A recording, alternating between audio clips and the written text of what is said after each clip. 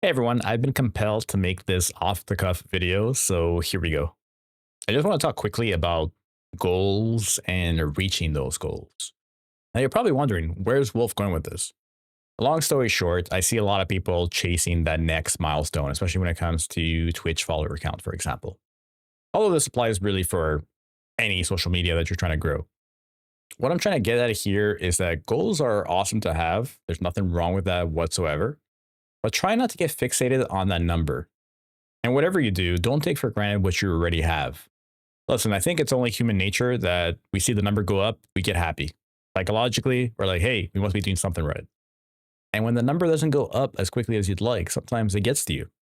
Now, streaming and content creation has its highs and lows. And I think what's important for us is to make sure we manage our expectations and manage our emotions as we go through that.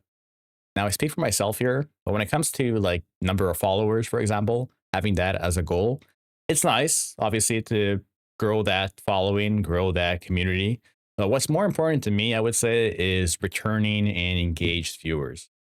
People that come back to your streams or to your videos or to your content are doing so for a reason.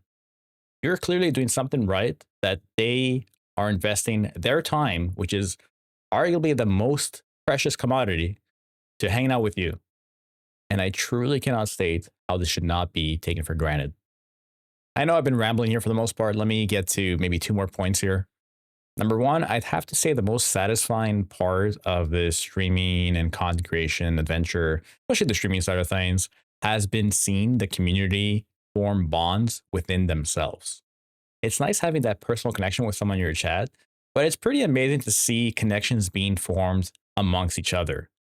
I've seen friendships and relationships bloom, and I've had the chance to meet a bunch of people from the community IRL at Halo events, which is freaking awesome. So, although there's nothing wrong with wanting to grow and it's perfectly normal, perfectly natural, my message is really don't take for granted what you already have and really zero in on that. Now, in my case, I'm typically averaging about 20 to 30 viewers per stream, depending on a number of different factors. Everyone has busy lives that they lead. And during those average streams, I take great pride in being able to acknowledge and respond to chat messages at about a 95% rate, I would say. There's very little that gets by me with a community of 20, 30 people, with not all typically chatting at once. Of course, we know lurkers are the backbone of any community.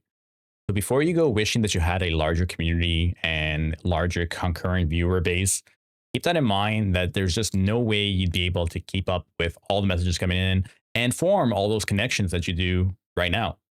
You're only human after all, and you're bound to miss more messages as a result of having more people in your chat. And once again, forming those connections with people in your community is that much harder when you have a larger community.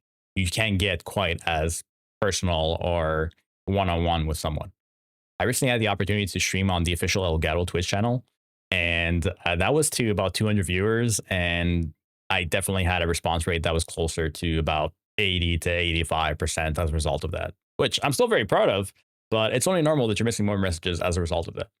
But let's bring this back full circle. At the end of the day, you're entitled to do whatever you want with your channel, and you're entitled to think whatever you want to think. This is just the ramblings of an old man. But I truly do believe that we spend a lot of our lives simply searching and reaching for a larger number. And that's it. What does that larger number actually signify to you? What does it mean to you? What's going to change? Now, don't get me wrong. I'm not putting my blinders up and closing myself off to analytics and things like number of followers and all that jazz, because that does help with certain opportunities with brands and whatnot. But I think it's important to keep in mind that you bring a lot of value regardless of what your following is. And it's through that that you can form relationships and partnerships with different brands. If, of course, that's something that you are chasing.